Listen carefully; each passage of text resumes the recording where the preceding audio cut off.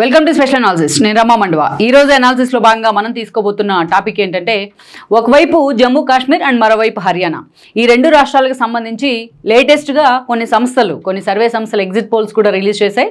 దానికి సంబంధించి మనం తెలుగు రాష్ట్రాలతో పాటు నేషనల్ వైడ్ గా పాపులర్ అయిన పీపుల్స్ పల్స్ దాదాపు తన దశాబ్ద కాల ప్రస్థానంలో ఎన్నో కీలకమైన రాష్ట్రాల్లో ఎగ్జిట్ పోల్స్ ని, అదేవిధంగా ప్రీ పోల్స్, ట్రాకర్ పోల్స్ అన్ని అందిస్తూ వచ్చింది.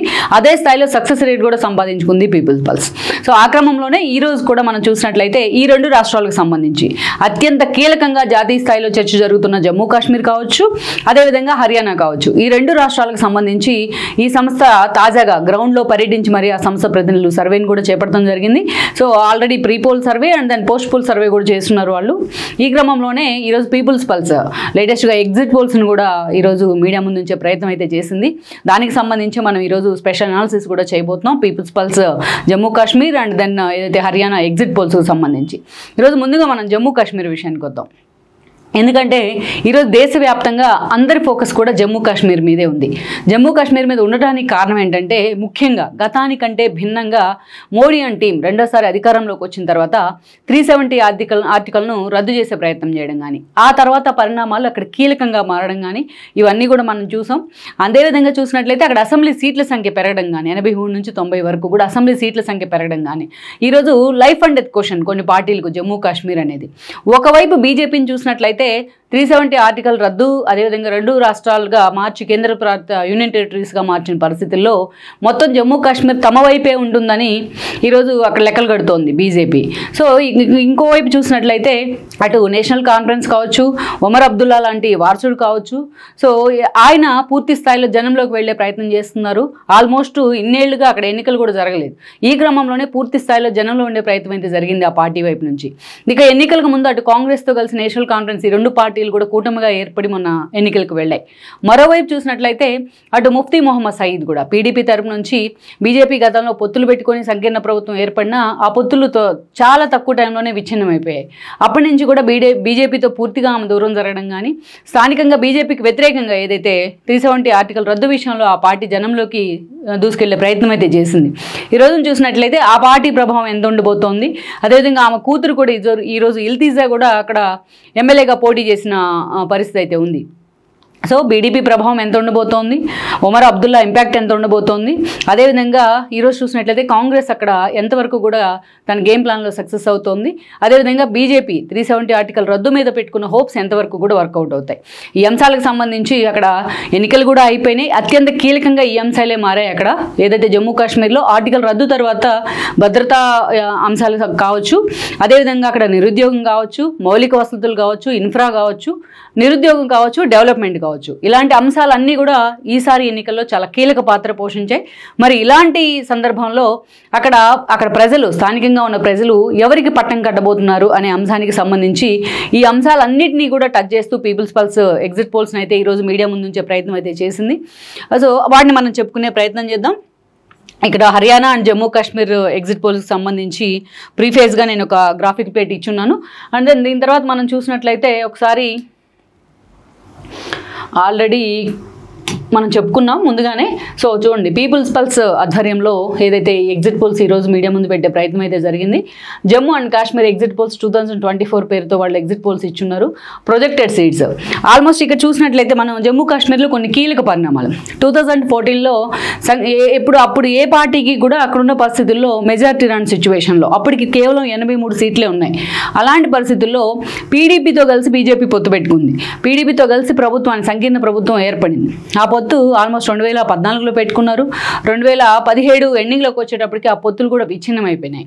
ఆ తర్వాత చూసినట్లయితే 2018 నాటికి వచ్చేటప్పటికి పూర్తిగా ఆ ప్రభుత్వం కూడా పడిపోయింది. ఇక అప్పటి నుంచి కూడా జమ్మూ కాశ్మీర్లో ఎన్నికలు లేవు. అయితే ఆర్టికల్ 370 రద్దు కోసమే అక్కడ బీజేపీ చాలా సీరియస్గా ఈ అంశం మీద ఫోకస్ పెట్టింది. దానిలో భాగంగానే పీడీపీతో పొత్తులు కుదుర్చుకొని స్థానిక పరిస్థితులను స్టడీ చేసే ప్రయత్నం చేసిందన్న చర్చ కూడా జరిగింది. ఎందుకంటే అటు పీడీపీ విధానాలు కావచ్చు, ఇటు బీజేపీ కావచ్చు, జమీన్ ఆస్మాన్ ఫరక్ ఉంటాయి, వాళ్ళ బైలాస్ కానీ వాళ్ళ విధానాలు కానీ. అలాంటి రెండు పార్టీలు కలిసి సంకీర్ణ ప్రభుత్వాన్ని ఏర్పాటు చేయడం అంటే అదొక వింతే అనుకోవాలి. అప్పుడు అంత సీరియస్గా చర్చ జరిగింది. బట్ అదే 370 ఆర్టికల్ రద్దుకి లీడ్ చేసిందని అనుకోవాలి. దెన్ మనం చూసినట్లయితే అక్కడ ఏదైతే 2019లో రెండోసారి మోడీ ప్రధాని అయిన తర్వాత 370 ఆర్టికల్ని రద్దు చేశారు.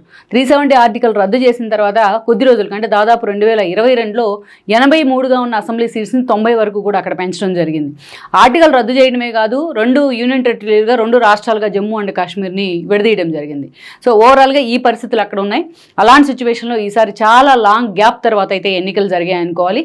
అయితే ఆర్టికల్ 370 రద్దు అప్పుడు ఎన్సీ కానీ ఒమర్ అబ్దుల్లా తండ్రిని కానీ ఫరూక్ అబ్దుల్లాని ఒమర్ అబ్దుల్లాని అదేవిధంగా ఆ పార్టీ అనునాయుల్ని యాజ్ సేమ్ పీడీపీ చాలా మందిని కూడా చాలా రోజుల పాటు నిర్బంధంలో ఉంచిన సిచ్యువేషన్ కూడా ఉంది. ఆ తర్వాత ఇంత లాంగ్ గ్యాప్ తర్వాత ఎన్నికలు జరుగుతున్నాయి కాబట్టి ఆ పార్టీలు కూడా అదే స్థాయిలో అక్కడ సమాయత్తం అవుతున్నాయి. రషీద్ లాంటి పార్టీలు కూడా ఉన్నాయి కొన్ని. ఆయన ఆల్రెడీ లోక్సభ మెంబర్గా కూడా ఉన్నారు ఈ రోజున.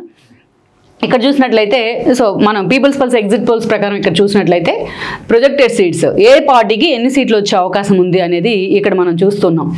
ముఖ్యంగా మనం చూసినట్లయితే Jammu Kashmir national conference party Farooq Abdullah చేతుల మీదుగా నిలబడ్డ పార్టీ అది. ఆయన వారసుడుగా ఏదైతే ఒమర్ అబ్దుల్లా ప్రొజెక్ట్ అవుతూ వస్తున్నారో ఆల్రెడీ ఆయన సీఎంగా చేస్తున్నారు, మాజీ సీఎం స్థాయిలో ఉన్నారు. ఈరోజు చూసినట్లయితే ఆ ఒక్క పార్టీ లీడింగ్లో ఉంది ఇక్కడ మిగతా పార్టీల కంటే. బీజేపీ అండ్ దెన్ ఇవి అక్కడ ప్రాంతీయ పార్టీలే. బీజేపీ కాంగ్రెస్ కన్నా కూడా లీడింగ్లో ఉన్నారు. జమ్మూ కాశ్మీర్లో నేషనల్ కాన్ఫరెన్స్ పార్టీ 33 నుంచి 35 సీట్స్ ఆ పార్టీ ఖాతాలోకి వచ్చే అవకాశం అయితే స్పష్టంగా ఉంది.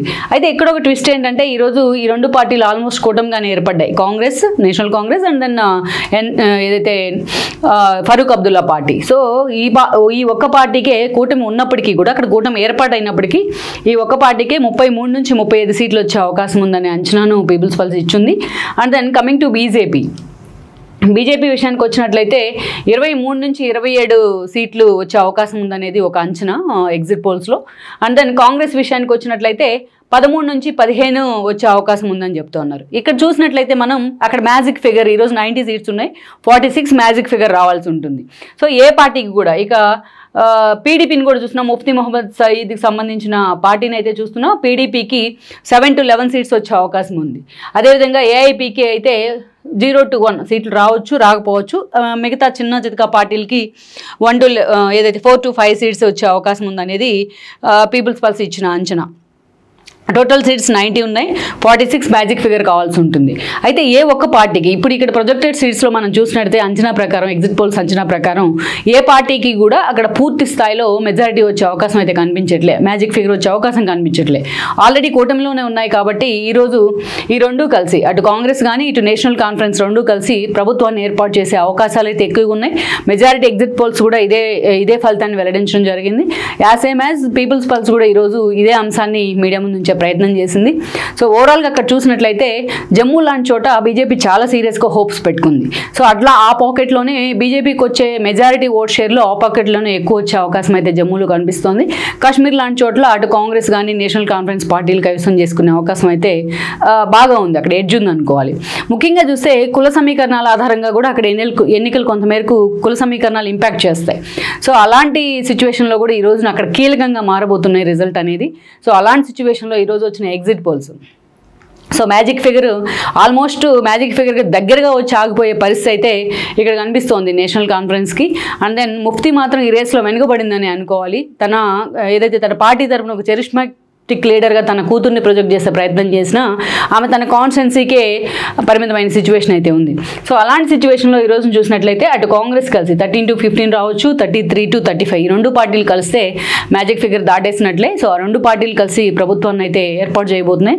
మొత్తానికి అయితే ఎగ్జిట్ పోల్స్ అంచనా ఫైనల్గా మనం చెప్పుకుంటే జమ్మూ కాశ్మీర్లో 370 ఆర్టికల్ రద్దు తర్వాత రద్దు పరిణామాలు కావచ్చు, వీటి మీద ఎంతో హోప్స్ పెట్టుకున్న బీజేపీకి ఈ ఫలితాలను అయితే నిరాశను కలిగించబోతున్నాయని మనం చెప్పుకోవచ్చు. That is the exit poll of People's Pulse. అదేవిధంగా ఒకసారి మనం చూసినట్లయితే ప్రొజెక్టెడ్ సీట్స్ కూడా ఇచ్చున్నారు, అదేవిధంగా చూసినట్లయితే ఓట్ షేర్ కూడా ఇచ్చున్నారు. ఒకసారి దాన్ని కూడా మనం చెప్పుకునే ప్రయత్నం చేద్దాం. నేషనల్ కాన్ఫరెన్స్ పార్టీకి ఆల్రెడీ 33 అబోవ్ సీట్స్ వచ్చే అవకాశం ఉందని చెప్పుకున్నారు. దాని ప్రకారం చూస్తే 29% vote share, and then BJP 24% vote share, and then PDP 16% vote share, and then INC 14% vote share అనే విధంగా ఓట్ షేర్ మాత్రం ఉంది. బట్ సీట్ల సంఖ్యలో మాత్రం ఈ 2 పార్టీలు ఉల్టా ఉన్నాయి ఆ ముందు గ్రాఫిక్ ప్లేట్లో చూసినట్లయితే. So AIP 5% and others 12%. So ఓవరాల్గా ప్రొజెక్టెడ్ సీట్స్తో పాటు ఓట్ షేర్ ఏ పార్టీకి ఎంత వచ్చే అవకాశం ఉందనేది కూడా పీపుల్స్ పల్స్ చాలా క్లారిటీగా మన ముందుంచే ప్రయత్నం అయితే చేసింది. అదేవిధంగా చూసినట్లయితే ఎవరు సీఎం అవుతారు అనే అంశానికి సంబంధించి సీఎంగా అక్కడ ఎవరు ఉండాలని జనం కోరుకుంటున్నారు, యాస్పిరేషన్స్ ఎవరి పట్ల ఎక్కువగా ఉన్నాయి, జనం యాస్పిరేషన్స్ అనేది సర్వే చేపట్టినప్పుడు ఇక్కడ చూసినట్లయితే ఒమర్ అబ్దుల్లాకి 28.1% రావడం జరిగింది. ఆల్రెడీ ఆ పార్టీకి ఓట్ షేరు ఎక్కువగానే ఉంది, ఆ పార్టీ సీట్లు కూడా ఎక్కువ కైవసం చేసుకునే అవకాశం ఉందనేది ఎగ్జిట్ పోల్స్ అంచనా. ఈ క్రమంలోనే ఒమర్ అబ్దుల్లా మరోసారి సీఎం కావాలని కూడా మెజారిటీ జమ్మూ కాశ్మీర్లో ప్రజలు కోరుకుంటూ ఉన్నారు. సెకండ్ ప్లేస్లో ఇంజనీర్ రషీద్ ఏ పార్టీ, ఆయన పార్టీకి సంబంధించి ఆయన సెకండ్ ప్లేస్లో ఉన్నారు. అదేవిధంగా ఆల్రెడీ ఈమె సీఎంగా పనిచేసి ఉన్నారు మహబూబా ముఫ్తీ, సో ఆవిడ థర్డ్ ప్లేస్లో ఉన్నారు. ఇక వీళ్ళంతా కూడా లోకల్ పార్టీకి సంబంధించి రవీందర్ రాణా, అల్తాఫ్ బుఖారీ వీళ్ళంతా కూడా లీస్ట్లో ఉన్నారు. సో ఫస్ట్ ప్లేస్లో ఒమర్ అబ్దుల్లా వైపే అక్కడ ప్రజలు అయితే మొగ్గు చూపుతున్నారని అనుకోవచ్చు. ప్రాంతీయ పార్టీల హవా మళ్ళా జమ్మూ కాశ్మీర్లో స్టార్ట్ అవుతుందని అనుకోవచ్చు మనం ఈ ఎగ్జిట్ పోల్స్ ద్వారా. సో ఇక్కడ ఓవరాల్గా మనం చూసినట్లయితే Congress and then National Conference రెండూ కలిసి అక్కడ ప్రభుత్వాన్ని ఏర్పాటు చేయబోతున్నాయనేది ఈ పీపుల్స్ పల్స్కి సంబంధించిన ఎగ్జిట్ పోల్స్. లెట్స్ సీ మరి ఏం జరుగుతుందో అనేది చూడాల్సింది. ఈ వీడియో మీకు నచ్చినట్లయితే please share, like and subscribe R24 Telugu.